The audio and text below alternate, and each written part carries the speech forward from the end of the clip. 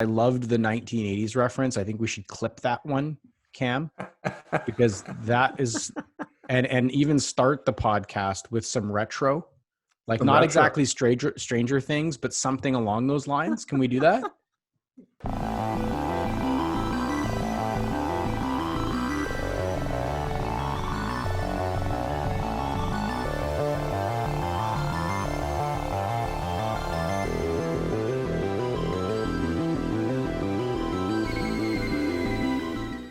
Wing It Podcast, goosedigital.com, episode 53.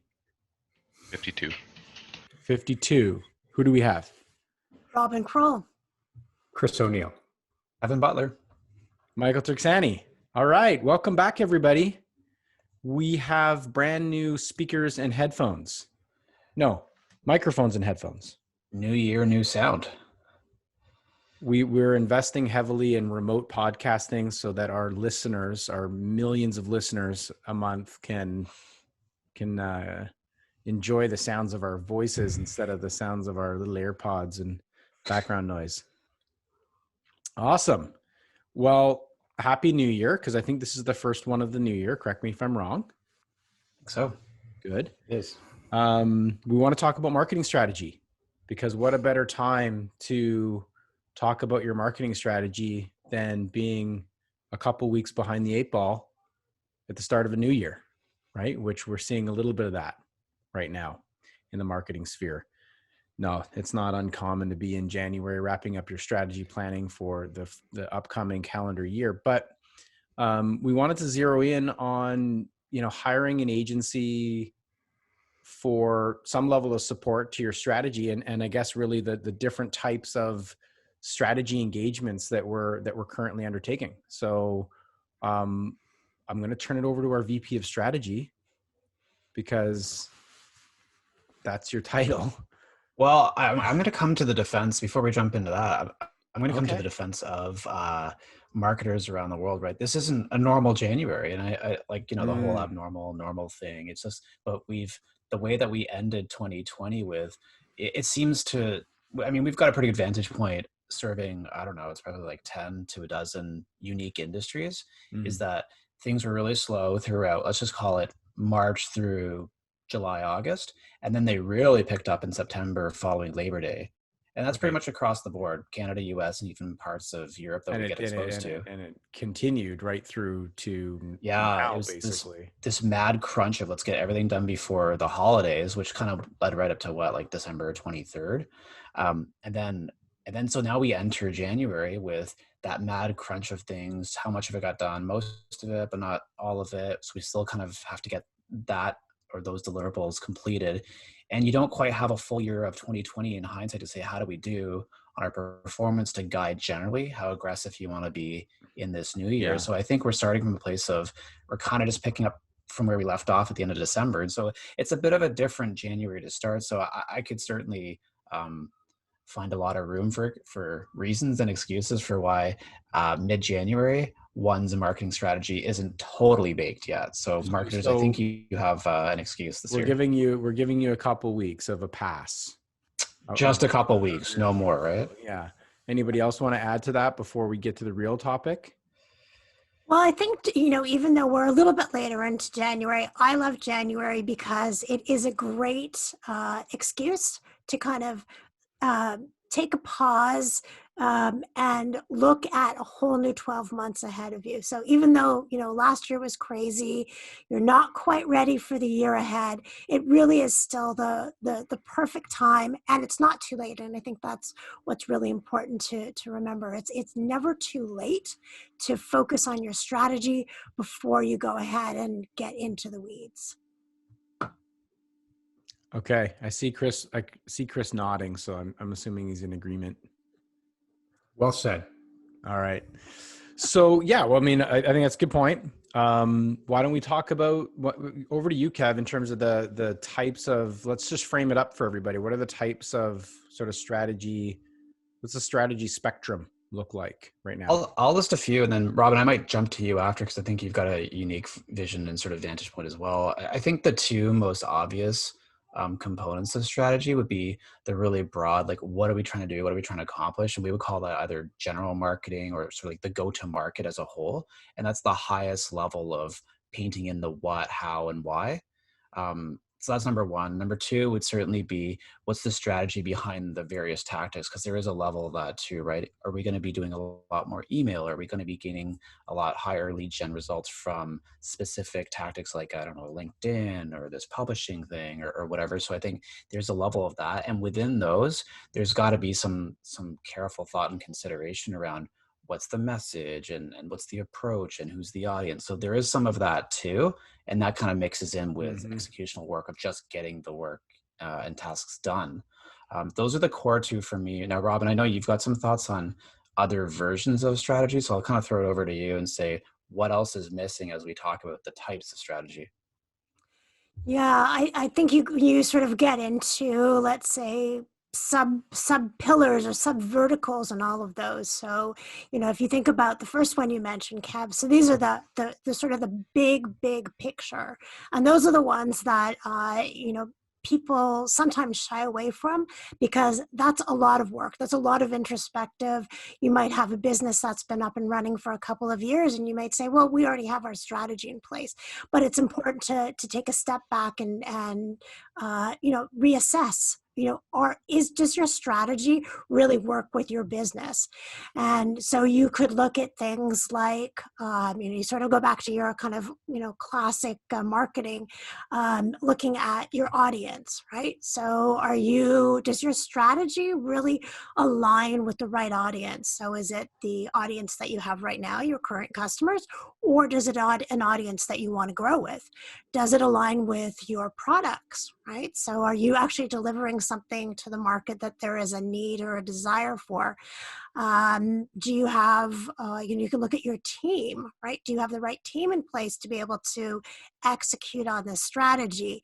Do you have all the right tools and tactics? So that can be the platform, all the way down to, are you collecting the right data so that you can go ahead and build out your strategy? So there's a lot of different components, and different companies are going to be at different stages. So, Sorry to interrupt, actually, but that's no, a really cool distinction, an unrehearsed distinction nonetheless, is on the strategy is it an extension of the current strategy, or is it a new strategy altogether because we're pivoting, it doesn't work, there's a new opportunity, like whatever the case may be? I think it's a really interesting distinction.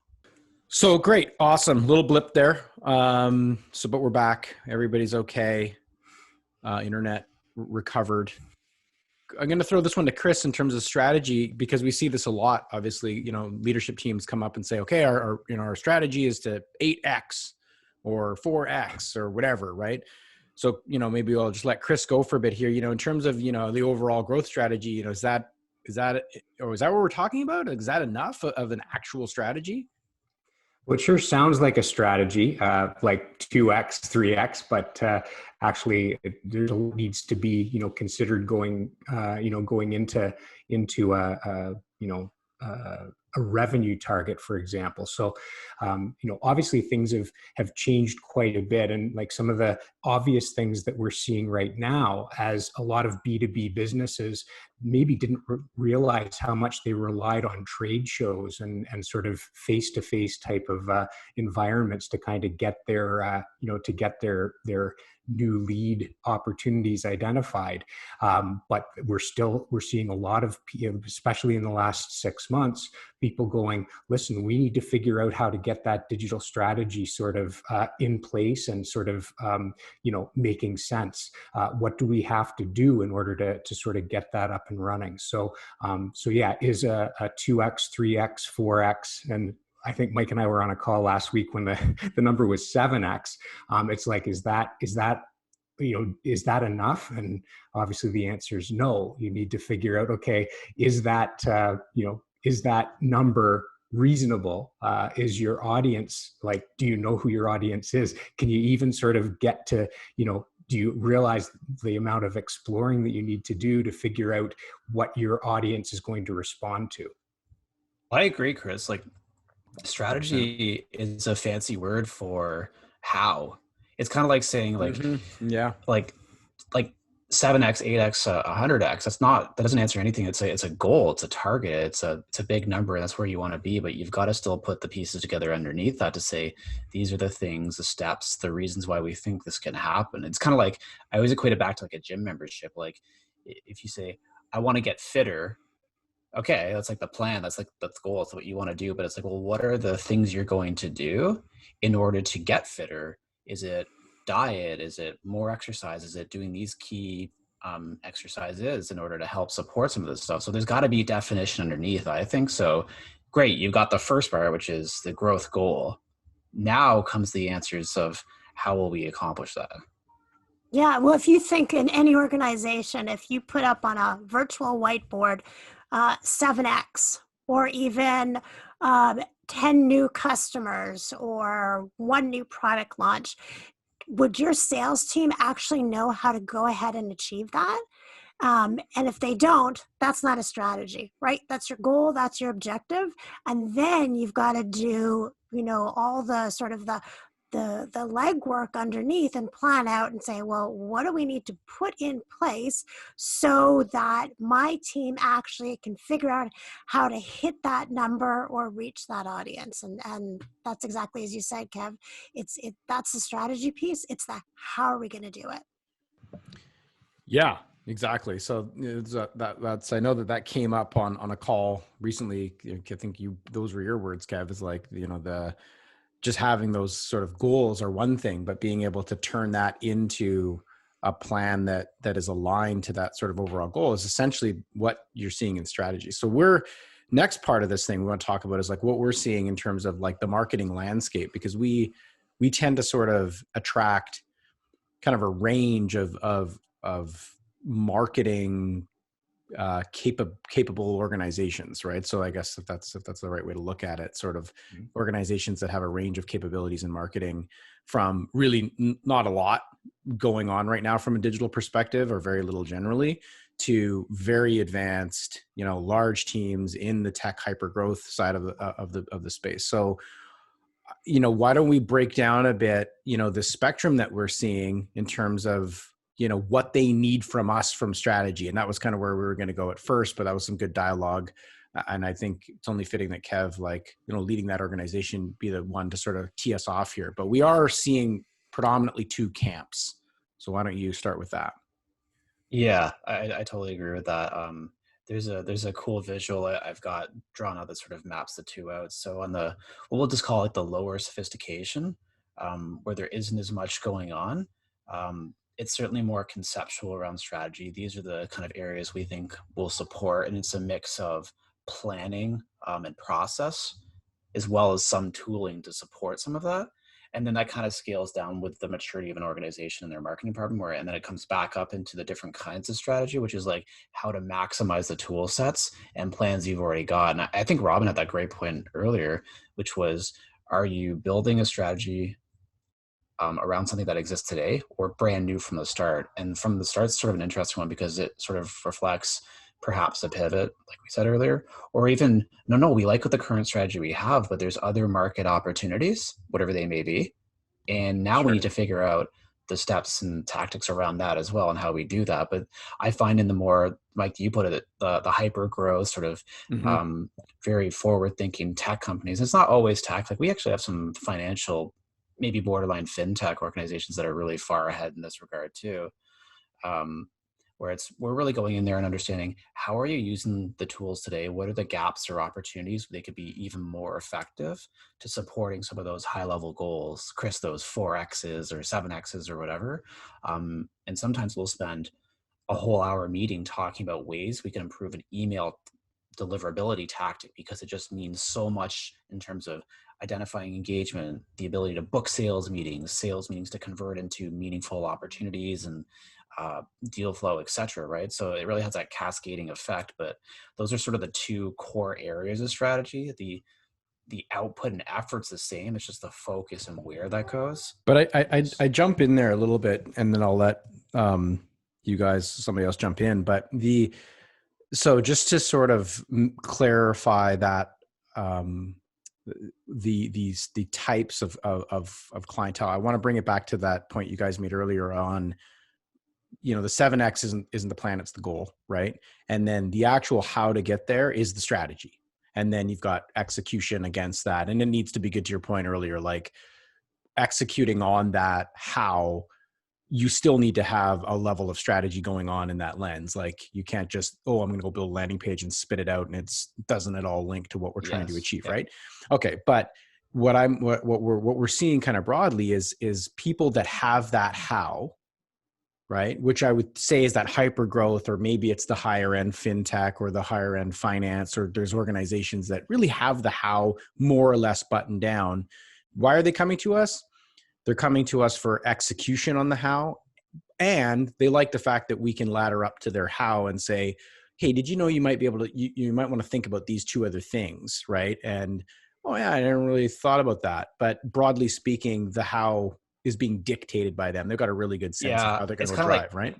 Broad and narrow strategy. That's like for a more sophisticated advance that's got a lot going on. There's an existing strategy, and it's sort of about, we just need to, hammer a bunch of the to-dos here. The strategic focus is narrow because it's how do we really squeeze the most juice out of the lemon? But that's important still, right? We're identifying these things could actually have significant impacts on lead gen and sales rev growth overall. I find though, when all those pieces aren't together already and we're at the beginning stages or earlier stages of strategy, it's a far more broad thing where, like Robin was saying earlier, it's who's the audience, what's the message, is the actual value prop. Yeah, they don't have the how down at all. They exactly. That's the thing, right? So on that other end of the spectrum where they know the how, Chris, Robin, you both said audience. They have the audience. They know they need to drive 2,000 MQLs a month. They know that they can go get X, Y, and Z lead lists from here, there, 5, 6 channels. However, they're going to go execute their strategy. They've built that how, and we are still, like to your point, narrow. We're in there and we're helping, refine it. And there's an element here and an element there. And we don't want to just be executing in a silo. So that's why they're picking Goose Digital, because they're like, yeah, you guys can actually sit in a meeting for 45 minutes to an hour on something we're trying to achieve that's pretty deep, in the strategy, and help us tweak it and then go execute. I think they want us to be responsive, and they have their own needs around execution that are unique. But then on the other end of the spectrum, and maybe Robin, you can help because you do a lot of the strategic roadmaps, that's really where we're being asked to build the how. And it does touch on value prop, and they don't understand how big their audience may be on the digital landscape. They're not aware that there's 117,000 people in your target audience on LinkedIn. Did you know that? No, we had no clue. That's great. They've never tested a message, to your point, Chris. So now all of a sudden they're leaning on an agency to be like, we're trying to grow. We don't know all these things. So Robin, why don't you touch on that? Because that's another big area that I think, we haven't addressed yet. Yeah, and I think I'm trying to find the right word for it. If it's like a strategic planning process or a strategic planning framework. So having a way to sort of identify all those different steps and then actually tackle them one by one. So if you think of a company that really doesn't know how to do all of this, and they don't know what they don't know, right?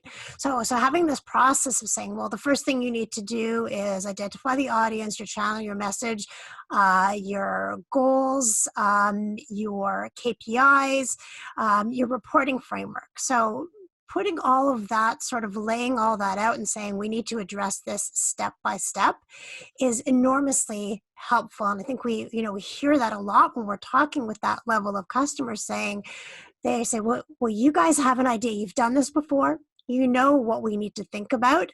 You know what type of ideas, and that's enormously valuable. So for that type of customer, being able to lay out this roadmap, because if even though they don't know what they don't know, they know there's a tremendous amount, and that can be totally overwhelming. And a lot of instances, that's why companies don't end up moving forward. They think, oh, it's just too much. We can't do it. We don't know what we're doing. So they kind of stand still, which, isn't an answer. So I think that being able to come in and say, we have a process and a framework that we know works. And the fact that this process and framework while it might vary between verticals, it might vary based on the size or sophistication of an organization, that framework is still there. And the fact that we have the experience and expertise to be able to guide them along provides enormous amount of value. And that's something that an agency, especially an agency that works with clients from all these different walks of life, that they can bring to the table. I think a lot of clients are looking for that. Yeah. It's Or like sorry, Chris, Go go ahead. ahead. I was going to say the digital maturity scale that we've developed that sort of places a organization, regardless of their vertical, regardless of even the size of their organization, they may lay in that sort of digital maturity scale at the high range or at the low range. But what they're realizing is that whether the plan that they had in place before was not getting them that sort of the result that they were looking for, where is it that we can bring value? That is the variable. So where we bring value, strategy plus tactical execution. In some cases, we're dealing with organizations that have a lot of that digital maturity already there. They've got, substantial run rate in engagement. And so we can help on the tactical side more so with that sort of sprinkling in the, sanity check on the strategy. Absolutely. But, in the case where an organization is more on the analog side, less sort of digitally mature, we're able to bring that, right front to back. So we start with those marketing fundamentals. Are those personas in place? Is the audience identified, segmented? What's the data like? There's one that we haven't talked about very much, that data piece, which is so critical in sort of understanding what is like, how much gold is sort of in the data, like as we're speaking right now. So much effort and sort of focus is always on new lead generation, when a lot of organizations don't realize what they have, sitting in their data right now. So yeah, having a fresh look at the overall strategy is a great place to start. Where an agency can plug in and sort of help out depends on, so many factors. Chris, I'm laughing. It's so true, right? Like, I mean, we're always so focused on, like, the priority is always, what can we close today? What's the most likely to close? But you're so right. Like, and I've said this on this podcast, and a lot of our clients listening will say, I've heard this from Kevin, is this idea of not all leads close at the same time. You might know and have the telemetry to say, yeah, on average, we close a brand new lead in 4 months, but we don't know when that 4 months starts in that sales process. And so you're right. We go launch a new campaign this week. We see what we have and we identify fast movers, but there could very well be other leads in that program that were generated that just haven't really begun a process yet for whatever reason, right? And I think that's the difference in my mind between a good marketing campaign and a great one, is the ability to pull through non-immediate opportunities, because you've brought in a great lead, you've been able to nurture them accordingly, and then identify when their interest peaks to develop that process, and then go through your standard sales process and exercise to hopefully close the deal. There's still a large base of organizations out there that are not using digital mediums to drive any kind of a growth strategy for their business, right? So we know that because we're in those deals too. I mean, there's going to be tons, and I think a lot of those organizations are still thinking through, well, what's the right way to do that, and they are worried about going and hiring a big team and bringing a full-time strategist in and a VP to lead the organization, all that kind of stuff. So I think having an agency where you can kind of wrap a lot of strategy around that tactical execution, to your point, Chris, gives them the opportunity to start moving into this without betting the farm on it all.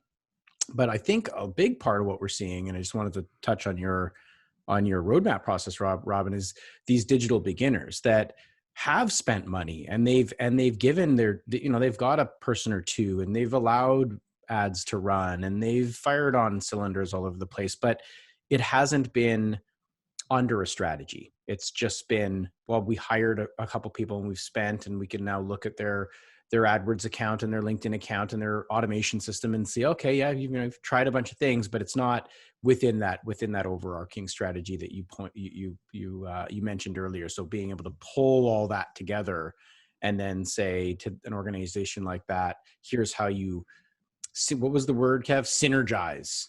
Synergistic programs where, now you're able to explain to the leadership, well, all of these things work together under that, audience and persona and content and campaign sort of framework. And now we can better help you understand the progress that you're making within these areas. I thought I'd call that out, because I think there's probably an equal number of companies that are in that digital beginner category that would, off the cuff hearing this, be like, well, no, we do a bunch of, we do digital, we're doing things, and it doesn't really do a lot for us, or it doesn't really, they ask for money and we do, but we've given them a budget and whatever, but it's not a growth driver for our business, right? Yeah, and for those companies, two questions I would suggest they ask themselves is, first of all, that one-off campaign you did, how does that fit into your strategy? If you can't answer that question, there's a big gap. The second point I would say is, okay, you did that one-off strategy. What were you measuring? What were the KPIs that you were collecting, and what did you Revenue. Deals exactly. Closed. Deals closed. So we invested in this this Facebook campaign, and you know what? We didn't close any deals. Well, how many leads did you drive? Where did those leads drop off? What were the sources? What was the type of product or service they were looking for? These are all important things that even if they did not result in a closed deal, if you had been tracking all those things, that would have been an incredible amount of information. You would have learned something, and that would have helped you move to the next step. So if you're not able to answer those questions, there's a gap, there's something missing, and you need to figure out how to fill in those blanks before you go ahead and try something else again, because otherwise it's going to be a lot of effort without any kind of reward. Or even, Robin, an idea of like, for those of the leads that you generated that haven't closed yet, how many of them are still engaging with your marketing 3 months later, 6 months later? And then sort of piggybacking off that thought is, if you go back and look at a full year's worth of sales, and you say, can you identify and attribute which primary campaign they came from? How many of those sales were from very, very recent campaigns versus, oh yeah, we generated that lead 2 years ago, and they were just kicking around? Like we had, Chris, if you recall, last calendar year we had an opportunity close. It was like an 800-day-old opportunity, 800 days, and there was like at least touch bases quarterly. So it wasn't like you just kind of sprung out of nowhere. Like this was a actively managed op that took 800 some days to close. Like that's a little bit extreme. Yeah, but the point is like it took time, and time always kind of shifts around for these organizations. But Chris made a good point on on a CRM podcast that we did, and basically the point was, well, we tried Salesforce, didn't work for us. And, the point was really likely your strategy wasn't well organized prior to entering into that type of technology project. And as a result, it didn't really do anything to your business. To your point, Robin, like what were you measuring? What was the strategic connection between what you were trying to do as a tactic back to your strategy? And I think I would say, I'd almost go out on a ledge and say, like, for the most part, it's going to be the same type of thing for digital marketing. If it hasn't worked for your business, it's likely that you haven't had the right strategy and worked through that painful process of attaching value prop messaging to enough test cases to actually see something develop, right? And by the way, that's not a process that every agency likes to do. It's a whole lot easier to just go after customers that have that down and be an execution arm and a good strong partner for them. Going through that hard piece of helping them through that process is something that we enjoy doing, but not every agency does. But there's going to be some verticals that, or some scenarios, and we were on one, last week, and Robin and Chris and I, where digital marketing is not really going to move the needle for that one particular arm of the business. It's very much a RFP. It's not a very large market, and it's not something that you can legitimately build a business case for and say, hey, you know what, let's go and do demand gen in this piece. It's not going to, practically speaking, it's really not going to do anything for them, not even on an ancillary level, at a decision-making level. Seeing a bunch of digital media or content, not really going to add value. But I would say that's I would say that's probably the minority of scenarios that you see out there. So if you're sitting there being like, oh, we tried LinkedIn, or we tried Google, or we tried Facebook, as you mentioned, Robin, or we've done some things, in the digital side of marketing, it just didn't do anything for us. It's probably because that strategy element wasn't nailed. Yeah, I agree with them. Does everybody agree with that, or is that like a statement that I should retract? I would say I agree with that. Yeah, Definitely. everybody agrees with that? Yeah. What we found so many occasions where where the strategy, even just the strategy session, and Michael has referenced the digital roadmap process that Robin heads up for us. Even the process of going through that roadmap. That roadmap workshop to basically call out a whole bunch of things that, from our standpoint, are fundamental must-haves, and organizations that we talk to are like, oh, that's a good idea. Oh, that's a great idea for, it's like, it's not the first time that this thing has been raised, but the first time it's been raised in their boardroom. First time that they've really sort of been able to connect the dots between activities and engagement and actually revenue. And so when that light goes off and people realize that, it's not going to be just, like no sales rep doing cold calls in the 80s ever was able to make their number by doing 5 cold calls a day. It's like there's an amount of sort of investment that needs to be made in order to sort of get the traction, get the recognition, get the engagement that you actually need in this day and age to kind of pull a customer over the finish line. And it's a combination of that digital sort of awareness and just basically striking when the iron's hot. So though, if that's not sort of clear, if that sort of progression through that engagement process is not clear and understood, then it's going to be touch and go. Like, you're not going to get your 7X guy.